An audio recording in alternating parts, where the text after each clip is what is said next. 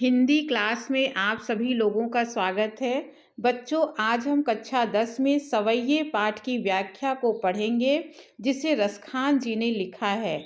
इसको पढ़ने से पहले अगर इसका संदर्भ देखा जाए तो संदर्भ में आपको लिखना होगा कि यह पद्यखंड हमारी पाठ्यपुस्तक हिंदी के सवैये पाठ से लिया गया है, जिसे रसखान जी ने लिखा है। अगर हम इसका काव्य सौंदर्य देखते हैं तो इसकी जो भाषा है वो ब्रज भाषा है, शैली मुक्तक है, गुण इसमें प्रसाद गुण है, रस अगर देखें तो शांत रस है और इसका जो छंद है वो सवैया छंद का इस्तेमाल इसमें किया गया है। तो बच्चों, अब हम लोग इसकी व्याख्या को पढ़ना शुरू करते हैं। और इसके पढ़ने से पहले आप इस वीडियो को अंत तक देखिएगा ताकि आपको सवैये समझ में ठीक से आ जाए, इसका अर्थ, इसकी व्याख्या आपकी समझ में आ जाए। और अगर आपने चैनल को सब्सक्राइब नहीं किया है तो कर लीजिएगा, ताकि इस तरह के जैसे ही वीडियो बने आपके लिए वो आप तक फ़ौरन पहुंच जाए। तो हम लोग अब इसके अर्थ को देखते हैं। पहला पद देखिए, मानुष हो तो वही रस खान, बसो ब्रज गोकुल गांव के ग्वारन। इस पद का अगर हम लोग प्रसंग देखते हैं तो यहाँ पर रसखान जी कृष्ण की भक्ति में इतना मग्न है, इतना प्रेम से भरे हुए हैं कि वो ये चाहते हैं कि जो भी मेरा अगला जन्म हो वो श्री कृष्ण के सानिध्य में बीते, श्री कृष्ण के समीप ही मुझे रहने का मौका मिले। वो जन्म चाहे किसी भी पशु पक्षी किसी भी रूप में हो। तो इस भाव को बहुत अच्छे तरीके से इस पद में उन्होंने बताया है। क्या कहते हैं? मानुष, मानुष माने मनुष्य, मानुष हो तो वही रसखान। रसखान जी कहते हैं कि अगला जन्म अगर मुझे मनुष्य का मिले, अगले जन्म में फिर मुझे मनुष्य बनने का मौका मिले, तो मेरी इच्छा है बसो ब्रज गोकुल गांव के ग्वारन। तो मेरा जन्म कहाँ हो? ब्रज क्षेत्र में हो, जो कृष्ण का क्षेत्र है, ब्रज और गोकुल के गांव में मुझे रहने को मिले, ताकि कृष्ण का सानिध्य किसी ना किसी रूप में मुझे मिले। तो वो कहते हैं कि अगर मैं मनुष्य बनूं तो ब्रज गांव में ही मेरा जन्म हो। अगली पंक्ति में कहते, जो पशु हो तो कहाँ बस मेरो। पशु माने जानवर। अगर अगला जन्म मुझे मनुष्य का ना मिले, पशु का मिले, मुझे जानवर बनना पड़े, तो कहाँ बस मेरो, मेरा उसमें कोई वश नहीं है। चाहे मुझे कोई भी जन्म मिले तो तब भी मेरी इच्छा रहेगी, चरो नित नंद की धेनु मंझारन। मंझारन माने बीच में, धेनु माने गाय। फिर भी मेरी इच्छा, अगर मैं पशु के रूप में मेरा जन्म हो अगला, तो मैं ये चाहूँगा, मेरी ये इच्छा रहेगी कि मेरा जो जन्म है वो भी ब्रज गांव में हो और नंद बाबा की गायों के बीच में ही मैं रहूं। इससे मुझे कृष्ण का सानिध्य मिलता रहे। अब अगली पंक्ति में देखिए क्या कहते हैं, पाहन हो तो वही गिरि को। अब अगली पंक्ति में रसखान जी कहते हैं कि पाहन हो तो वही गिरि को, जो धर्यो कर छत्र पुरंदर धारण। पाहन माने पत्थर। अगर अगला जन्म मुझे पत्थर का मिले, अगले जन्म में अगर मैं पत्थर बनूं, तो मैं उसी गिरि माने पर्वत, तो मैं उसी पर्वत का हिस्सा बनना चाहता हूँ, उसी गोवर्धन पर्वत का हिस्सा बनना चाहता हूँ, जो धर्यो कर छत्र पुरंदर धारण, जो इंद्र के कोप से बचाने के लिए कृष्ण ने अपनी उंगली पर गोवर्धन पर्वत को उठा लिया था। तो मैं उसी पवित्र पर्वत का हिस्सा बनना चाहता हूँ अगर मुझे पत्थर का जन्म मिले। अगली पंक्ति में कहते, जो खग हो तो बसेरो करो, मिल कालिंदी कूल कदम्ब की डारन। कहते कि अगला जन्म मुझे अगर पक्षी का मिले तो मैं इसमें क्या कर सकता हूँ, लेकिन तब भी मेरी ये इच्छा रहेगी कि पक्षी के रूप में भी मेरा बसेरा, मेरा निवास स्थान कहाँ रहे? कालिंदी कूल। कालिंदी कूल माने यमुना के तट पर, यमुना की नदी के किनारे जो कदम्ब के पेड़ हैं उसकी डालन माने डाल, कदम्ब के पेड़ की डाल पर ही मेरा बसेरा हो, क्योंकि कृष्ण कदम्ब के पेड़ के नीचे ही आकर बांसुरी बजाते थे। तो इस प्रकार से बच्चों देखिए, रसखान की ये भावना है कि जन्म चाहे किस रूप में मेरा अगला मिले, लेकिन मैं घूम फिरकर जहाँ पर कृष्ण का स्थान है मैं वहीं पर रहना चाहता हूँ। अगले पद में देखिए, दो गोपियां आपस में बातें करती हैं। कोई गोपी सुबह सुबह कृष्ण के घर होके आई है और वहां उसने जो कुछ देखा है वो अगली दूसरी अपनी सखी से बताती है। क्या कहती है? आज गई हुती भोर ही हो। भोर मने प्रातः काल। हे सखी, आज मैं सवेरे ही सवेरे कृष्ण के भवन में गई थी, कृष्ण के घर गई थी। रसखान रही वही नंद के भवन है, नंद बाबा के भवन में मैं आज सुबह ही गई थी। वाको जियो जुग लाख करोड़, जसोमति का सुख जात कहो नहीं। वहां उसने कृष्ण और यशोदा के प्रेम को देखा तो अपनी सखी से कहती कि वाको जियो, उसका जो पुत्र है वो जुग लाख करोड़, लाखों करोड़ों युगों तक जिए। जशोमति का सुख जात कहो नहीं। इस समय माता यशोदा का जो सुख है वो कहते नहीं बनता है। इतना उनका सुख है, श्री कृष्ण जैसा पुत्र उनको मिला है, तो उनके सुख का वर्णन मैं तुमसे नहीं कर सकती, जो मैं देख के आई हूं।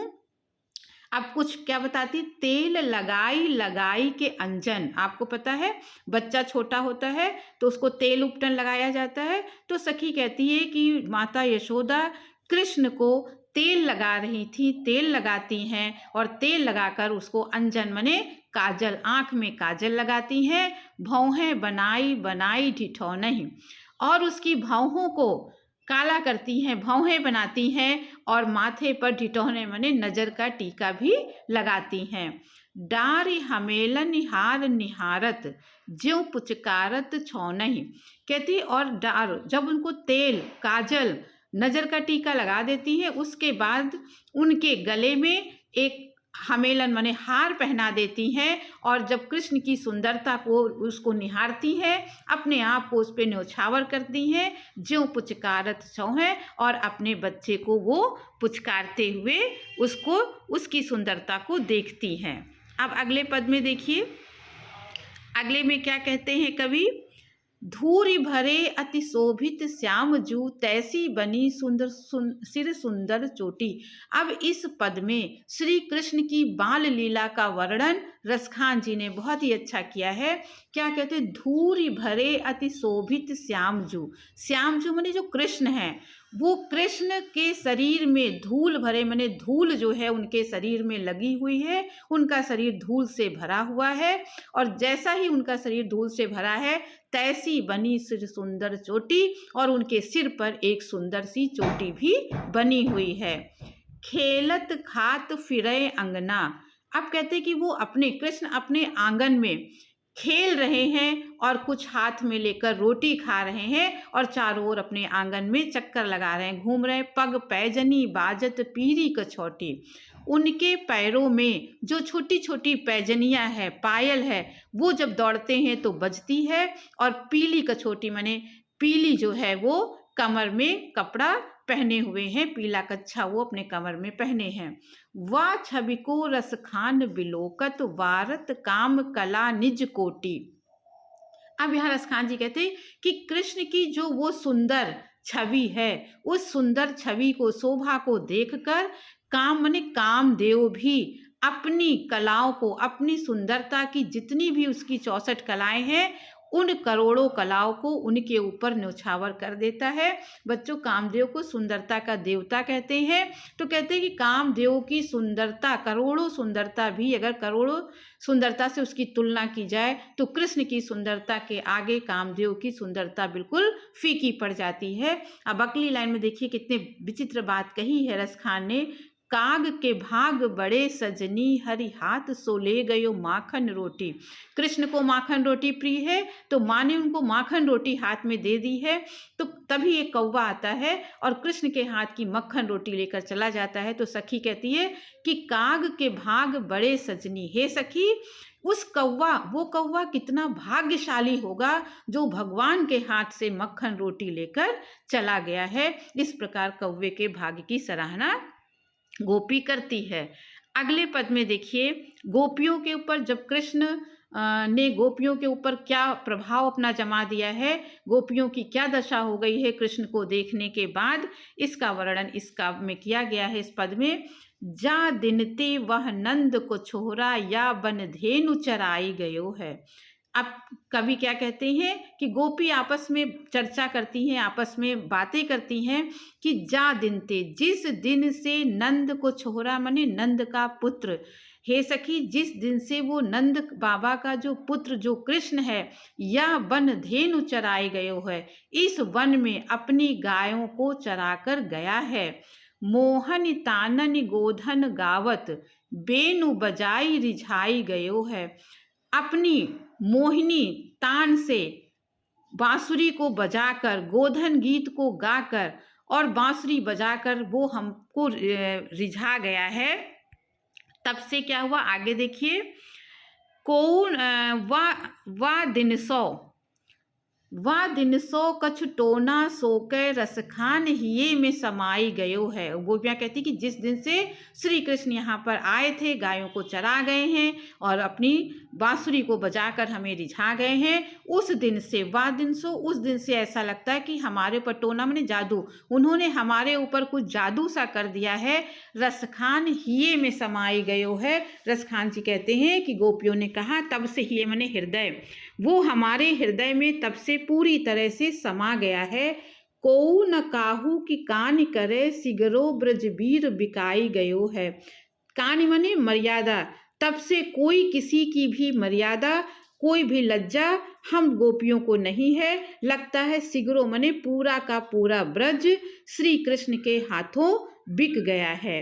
अब अगले पद में देखिए क्या कहते हैं, कृष्ण को बांसुरी बहुत प्रिय है, इसलिए गोपियाँ बांसुरी को अपनी सौतन मानती हैं और बांसुरी की शिकायत क्या करते हुए कहती हैं, कान भये बस बांसुरी के, अब कौन सखी हमको चाहिए।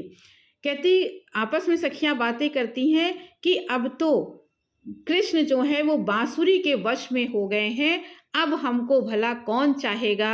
अब कृष्ण तो हमारी तरफ देखते ही नहीं हैं, क्योंकि वो 24 घंटे दिन रात बांसुरी को ही बजाते रहते हैं, बांसुरी को ही अपने साथ में रखते हैं। क्या कहती है कि निस दौस रहे संग साथ लगी। निस दौस मने, निस मने रात, दौस मने दिवस, माने रात दिन ये बांसुरी श्री कृष्ण के साथ ही लगी रहती है। यह सौतन तापन क्यों सहिए। तो कहते ये तो हमारी सौतन बन गई है, ये हमको दुख देती है, इसके दुख में हम लोग लगातार जलती रहती हैं, हमको ये जलाती रहती है। जिन मोह लियो मनमोहन को, रसखान सदा हमको दही है। दही मने जलाना। इस बांसुरी, जिन मने बांसुरी के लिए कहा गया, इस बांसुरी ने मनमोहन को भी, कृष्ण को भी मोहित कर लिया है और यही बांसुरी हमको सदा जलाती रहती है, वियोग से जलाती रहती है। मिली आओ सबे सखी भाग चलें, अब तो ब्रज में बसुरी रही है। अब अंत में गोपियाँ बांसुरी से इतना परेशान हो गई हैं, दुखी हो गई हैं कि आपस में क्या सलाह करती हैं कि आओ सखी हम सब लोग मिलकर भाग चलें, इस ब्रज से भाग कर कहीं चले जाएं, क्योंकि अब तो हमारा गुजारा यहाँ नहीं है, अब तो ब्रज में केवल बांसुरी ही रहेगी। अब अगले पद में देखिए क्या कहते हैं, मोर पखा सिर ऊपर राखी हों, गुंज की माल गरे पहिरोंगी। अब गोपियाँ यहाँ पर कहती हैं कि कृष्ण का भेष बनाने के लिए एक सखी कहती है कि तुम कृष्ण का भेष बना लो, तो दूसरी सखी क्या कहती है, ठीक है मैं कृष्ण का भेष बनाऊंगी। और क्या कहती है, मोर पखा सिर ऊपर राखियो, मैं अपने सिर पर मोर पंख का मुकुट भी लगाऊंगी जैसे कृष्ण लगाते हैं। गुंज की माल गरे पहनूंगी, गुंजा जंगल में मिलता है और उसकी माला पहनी जाती है जो कृष्ण पहनते हैं, तो कहते गुंजा की माला भी मैं अपने गले में पहन लूंगी। ओढ़ पीताम्बर लय लकुटी, और जैसे कृष्ण पीताम्बर ओढ़ते हैं मैं पीताम्बर भी ओढ़ लूंगी, और लकुटी मने लकड़ी, और मैं एक लकड़ी भी उनकी तरह से ले लूंगी। वन गोधन ग्वारन संग फिरूंगी, और कृष्ण का रूप बनाने के बाद मैं वन में गायों के साथ और ग्वालों के साथ वन वन में घूमूंगी। भाव तो ओहि मेरो रसखान, सो तेरे कहे सब स्वांग करूंगी। आप कहते हैं कि कृष्ण को जो कुछ भी भाता, भाव तो हमने पसंद, कृष्ण को जो जो पसंद है, तुम्हारे तेरे कहे, तुम्हारे कहने से हे सखी, तुम्हारे कहने से मैं वो सारा स्वांग करूँगी, मैं सारा रूप बनाऊँगी। लेकिन आगे देखिए अंतिम पंक्ति में गोपी क्या कहती है, अंतिम लाइन देखिएगा, या मुरली मुरलीधर की अधरान धरी अधरान धरूंगी। अभी ऊपर के पद में आपने देखा कि मुरली से वो अपनी सौतन मानती हैं। अब अगर कृष्ण का रूप बनाना है तो मुरली को भी अपने साथ रखना होगा। तो अंत में वो ये मना करती कि या मुरली मुरलीधर की, मुरलीधर माने कृष्ण की जो मुरली है, अधरान धरी जिसे वो अपने अधरों पर, होठों पर रखते हैं, इसलिए उसे मैं अपने अधरा माने होठों पर नहीं रखूंगी। मैं सब स्वांग तो करूंगी, सब उनका वेश बनाऊंगी, लेकिन मैं मुरली को अपने होठों से नहीं रखूंगी। अगला कवित्व है, देखिए, गोरज बिराजे भाल लही बनमाल। अब यहाँ पर गोपी क्या कहती हैं कि कृष्ण जो है वो गायों को चराते हुए शाम को वापस लौट रहे हैं, तो गोपियाँ छत पर चढ़कर, अटारी पर चढ़कर उनका आता हुआ देख रही हैं और एक दूसरे से कहती हैं कि गोरज बिराजे, आगे आगे गाय चल रही है, तो गाय के खुर से जो धूल उड़ रही है, वो जो गोरज है, जो गायों के खुर से उड़ने वाली धूल है, वो भाल माने मस्तक, कृष्ण के मस्तक पर विराजमान है। लहलही बनमाल, और वन पुष्पों की माला उनके गले में पड़ी हुई है। आगे गैया पीछे ग्वाल, गाँवें मृदु बानरे, आगे आगे गाय चली आ रही है और पीछे से कृष्ण ग्वाल बालों के साथ मधुर वाणी में कुछ गाते हुए सब लोग चले आ रहे हैं। तैसी धुनि बांसुरी की मधुर मधुर जैसी, जैसे ग्वाल बाल मधुर गीत गा रहे हैं, वैसे ही श्री कृष्ण मधुर मधुर धुन में अपनी बांसुरी को बजा रहे हैं। अगला बंक चितवन मंद मंद मुस्कान री, और बंक चितवन माने उनकी जो देखने की अदा है, वो तिरछी नजरों से देख रहे हैं और मंद मंद वो मुस्कुरा रहे हैं। आगे देखिए गोपियां क्या कहती हैं कि कदम बिटप के निकट तटनी के तट। अब अगर हे सखी दूर से तुम देखो, कदम बिटप के माने कदम के वृक्ष के नीचे, तटनी के तट, यमुना नदी के किनारे जो कदम्ब का वृक्ष लगा हुआ है, जरा वहाँ पर तुम देखो।